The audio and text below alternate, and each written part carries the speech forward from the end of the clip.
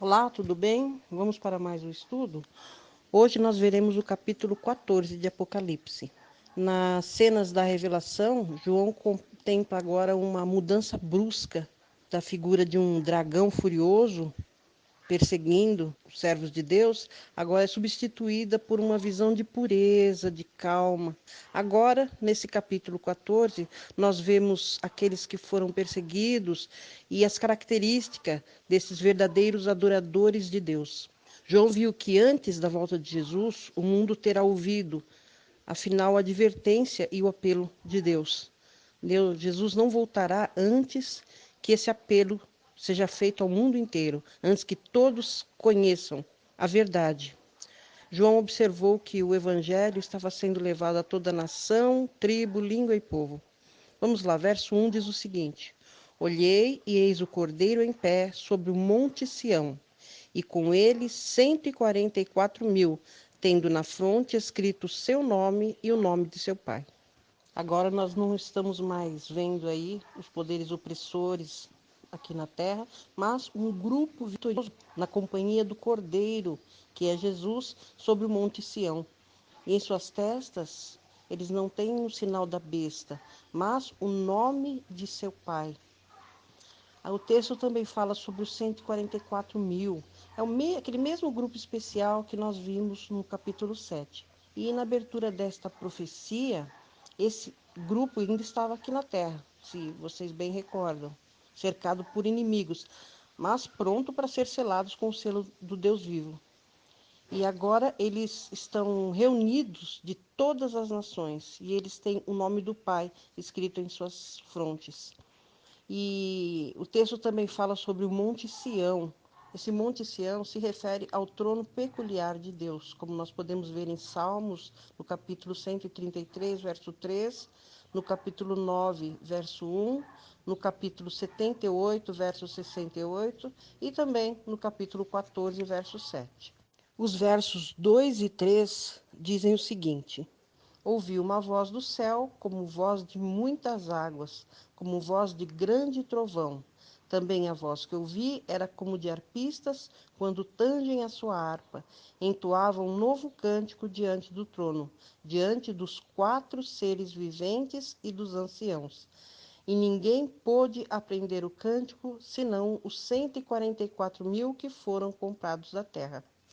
A voz de Deus aí é representada como muitas águas. Nós já vimos esse mesmo termo lá em Apocalipse 1, no verso 15. Então, essa voz aí é a voz de Deus. O texto fala de um novo cântico. Esse grupo especial canta essa música chamada de Cântico do Cordeiro ou Cântico de Moisés, como lá em Apocalipse 15, verso 3, que nós veremos mais adiante. O Cântico de Moisés foi entoado quando o povo foi liberto. Então, é um cântico de livramento. E o cântico dos 144.000, portanto, também é um cântico de livramento. É um cântico não apenas de vitória, de livramento, mas também um cântico de experiência. Ninguém mais pode cantar junto com eles, porque nenhum outro grupo passou pela experiência que eles passaram. Eles passaram pelo tempo de angústia e permaneceram firmes na verdade de Deus quando todo mundo se maravilhava após a besta e testemunharam os efeitos das 7 últimas pragas. Somente eles, então, poderão entoar esse cântico especial. Esse cântico não pôde ser cantado até que o cordeiro foi morto. E os anjos não podem se unir às suas vozes nesse cântico dos remidos, porque Cristo não morreu pelos pecados dos anjos. Os anjos não pecaram. Então, os anjos também não podem entoar esse cântico. Veja aqui essas duas citações do livro O Grande Conflito, a página 649, e do livro Eventos Finais, a página 268. Ninguém, a não ser os 144.000, pôde aprender aquele canto, pois é o de sua experiência, e nunca ninguém teve experiência semelhante. Estes são os que seguem o Cordeiro para onde quer que vai. Estes têm sido trasladados da terra dentre os vivos, são tidos como as primícias para Deus e para o Cordeiro. Estes são os que vieram de grande tribulação, passaram pelo tempo de angústia, tal como nunca houve desde que houve nação. Suportaram a aflição do tempo da angústia de Jacó.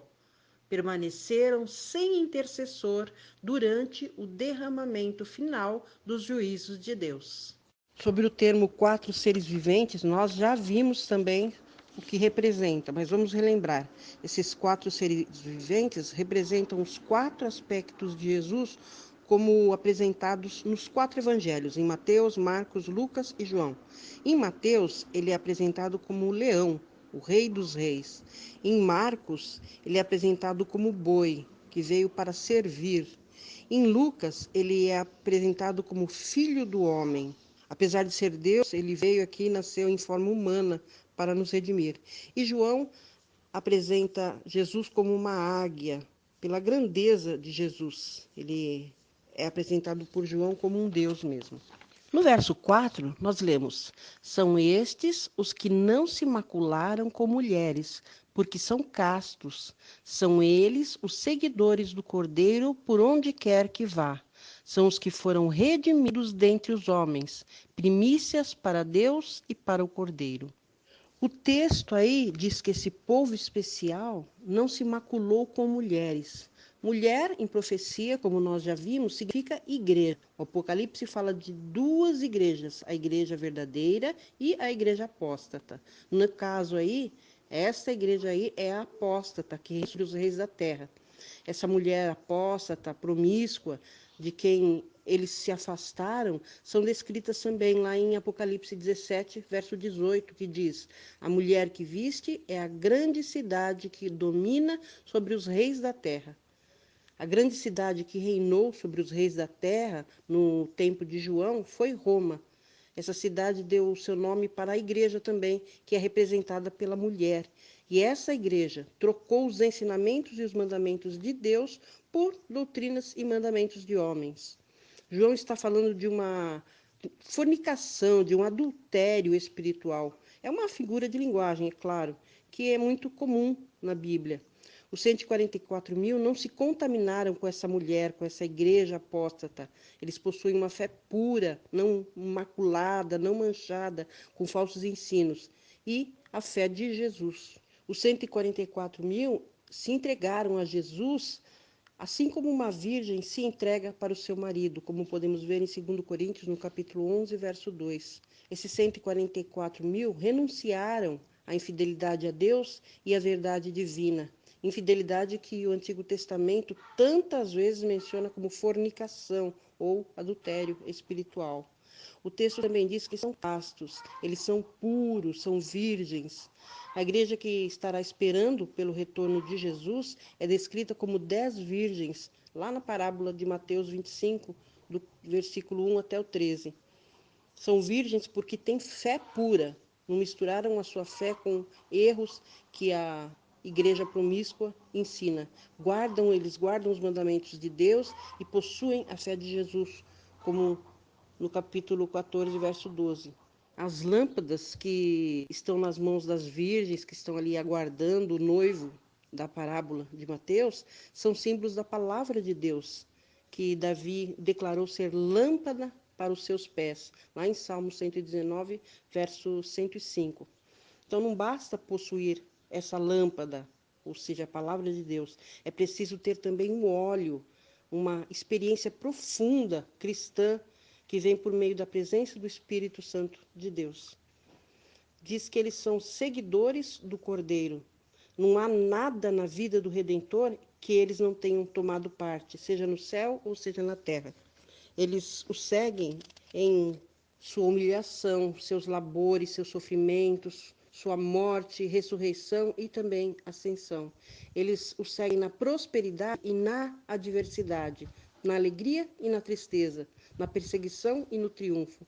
Eles seguem a Cristo sem medo da morte e são transformados por ocasião da volta de Jesus, como relatado em 1 Tessalonicenses, no capítulo 4, versos 16 e 17. E também em 1 Coríntios, capítulo 15, versos 51 até o 53.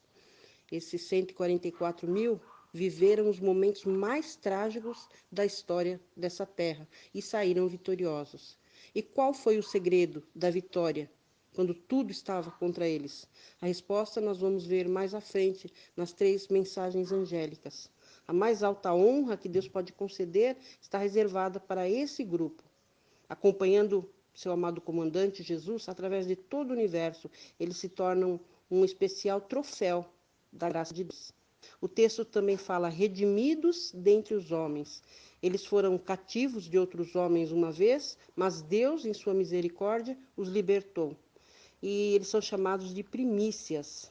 A expressão tem uma referência aí de qualidade, não os primeiros a serem ressuscitados, é claro. Houveram outros antes que foram ressuscitados. E esses não passarão também pela morte.